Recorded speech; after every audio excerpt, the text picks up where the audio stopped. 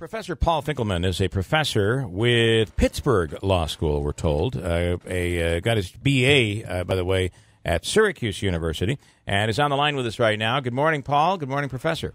Good morning, and I don't know how far north you get, but I grew up in Watertown. So you did? Okay. If your station goes up Route 11 any further, hi to anybody in Watertown who I grew up with. Well, I have to tell you, we do go incredibly strong with a strong signal up into the north, right up near Watertown. So you might be getting some people there. So, all right. I want to play a clip for you. This is a professor from Texas. He's a political science professor who basically... can you tell me the person's name? Professor Alan Sachs. Sachs. And I want you just to listen to what he says, and then I'd like to discuss it. It involves the travel ban, the Muslim ban, if you will, and the legalities based on the Constitution. Listen to this. Federal courts and their reasoning. The First Amendment, which talks about religion, and that's what a lot of their decision was based upon, they said it's a Muslim ban. The First Amendment does not apply whatsoever to foreign policy. Okay, so in other words, the president could... So let's stop worrying about this being a Muslim ban or a ban on any religion, because the president could do it, despite the First Amendment. What are your thoughts? Well, first of all, it's not clear that it isn't a Muslim ban. The most interesting thing about this is that his lawyers say one thing, and then every day he tweets two or three things contradicting what his lawyers say. Mm-hmm. And it is clear whether it is a complete universal Muslim ban or a partial Muslim ban. It is a provision to ban people from nations that are predominantly Muslim. And so one of the issues is what exactly is this order all about? Yeah. And I would argue that it is, in fact, a Muslim ban. And then, again, what's fascinating is the president, just yesterday, I believe, complained that his attorney general is going forward with this modified ban rather than with the larger ban, which, by the way, would have removed people who are legally here under green cards. Mm-hmm. So it's not entirely clear what the ban is. That's the first question. The second question is of course religion. The First Amendment says Congress shall make no law respecting an establishment of religion or prohibiting the free exercise thereof. Since all law emanates from Congress, and today the court reads that clause as not meaning only Congress, but meaning the United States government, and then when applied to the states because of the 14th Amendment, it really should be read as government shall make no law. Okay. So that's the first place to begin in doing the analysis. So could there be the U.S. government has a lot of power in immigration. Let me start by saying that. You had a question, though. I'm wondering, could the president have an executive order that says we are going to block a certain religion based on the security of the nation? I think that would be a very hard hill for the government to climb, because then what the government is essentially saying is the United States is discriminating against a religious faith, or the United States is discriminating in favor of one set of religions and not another. If you remember the president's first ban, it actually exempted certain groups from countries that were otherwise banned, and those were all based on religion, and it was kind of an odd juxtaposition, so that in some places Christians could come, but say the small Jewish minority in some of these places could not have come. Mm-hmm. And he said he was doing it to protect persecuted groups, but it's hard to imagine that. And then the other complexity, because, while probably neither you and certainly not I am an expert on Islam, it's very clear that there are multitudes of different sects of Islam. The most obvious are the Shia and the Sunni, but there are many others. And in some countries, you are a persecuted minority if you are a Shia in a Sunni majority place, and vice versa. Right. So the whole thing is very, very complicated. Yeah. My own view is that the president does not have the power unilaterally to single out a particular religious faith and say we are preventing people of that faith from entering the United States, because that's not a coherent public policy. I would ask you. I would ask you then. The most interesting thing I think that could come out of this this Supreme Court decision is.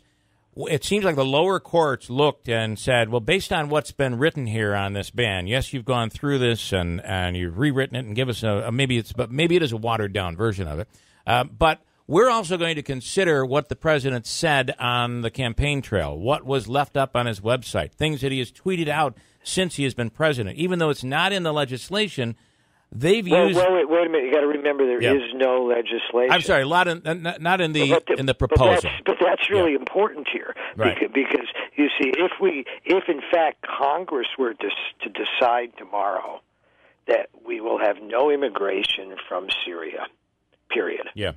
Or that Congress were to decide that anybody choosing to immigrate from Syria must first be coming through a third country and have been and have lived in a third country for 6 months, whatever kind of ridiculous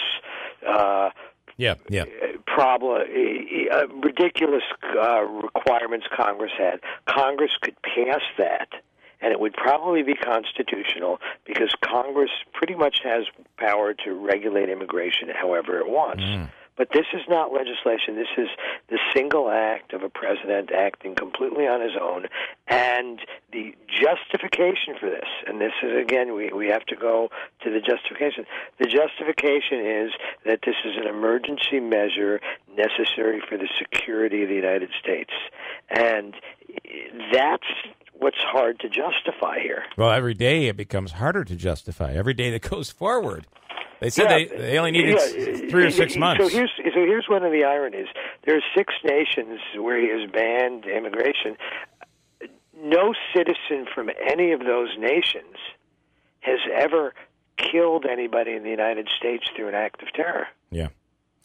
Now, there's been plenty of terror in those nations, particularly Somalia and the Sudan and Syria and Yemen. There's all kinds of terrorists there. But if President Trump were really worried about people who commit acts of terror, then he would be banning all people from Saudi Arabia, who were the vast majority of the people in 9/11, everybody from Egypt. And I suppose before I moved back to glorious New York State, I taught at the University of Tulsa in Oklahoma. I suppose we'd have to ban people from Buffalo who go down to Oklahoma and blow up federal buildings, right?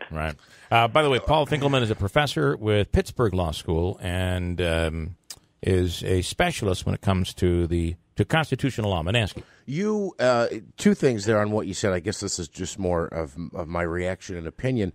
That obviously there are many other, Egypt, Afghanistan, there are many others, Muslim countries, 98% of the population is Muslim, but we have not banned tourism from there, or travel from there, immigration from there. And then the other thing is that you acknowledged in your answer there that these are hotbeds for terrorists, that many people, well, the question will be... Absolutely, but again, except for 9/11, what's the greatest terrorist act in the United States? It's the blowing up of the Murrah Federal Court building in Oklahoma City by 2 terrorists from that hotbed of Muslim terrorism, Buffalo, New York, right? But you're talking about one incident and 2 people. Is that a fair comparison? Well, point to a terrorist from, say, Syria who's killed anybody in the United States. You can't do it. The question that I think you're asking is why not Saudi Arabia? Yes. So you think this Muslim ban further still, why a ban at all? What he's saying is that there hasn't been a terrorist attack. How many people am I talking to here? Yeah, there's a group in here. I want to. I have no idea. I thought I had one interviewer, and now I'm hearing at least 2 or 3 voices. We have 2 others that have come in. Listen, I want to end. I have 1 minute here. Could you talk about I know you have an opinion on privatization of the air traffic control system. What are your thoughts?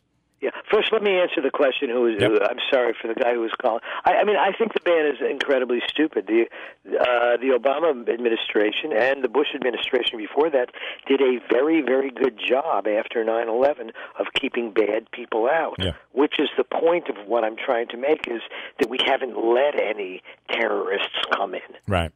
Most of our terrorists are homegrown, and so the ban only makes us look stupid overseas, hurts people who are desperate to flee places where they're going to be killed, and doesn't help the U.S. As well, by the way, as harms every university and college in the country that depends on foreign tuition. Quickly on the air traffic issue. We rely on air traffic controllers for safety when we're in the air. They have very strict rules. Some of them are quite annoying. I've been on planes where we sat on the tarmac for an hour, and we're just about to take off, and the pilot says, "Sorry, the crew's timed out. We have to go back to the gate." Yep. That's a safety issue. I hate it, but I understand it's a safety issue. If you privatize air traffic, then the airlines are going to be the ones who are going to be controlling air traffic, and they are going to chip away day by day, budgetary, month by month, at safety rules. Cut corners. Because it will benefit them, and this is why you have government rather than private entities regulating private entities. I got to leave it at that, Professor Finkelman. Very interesting conversation. I hope we can do it again.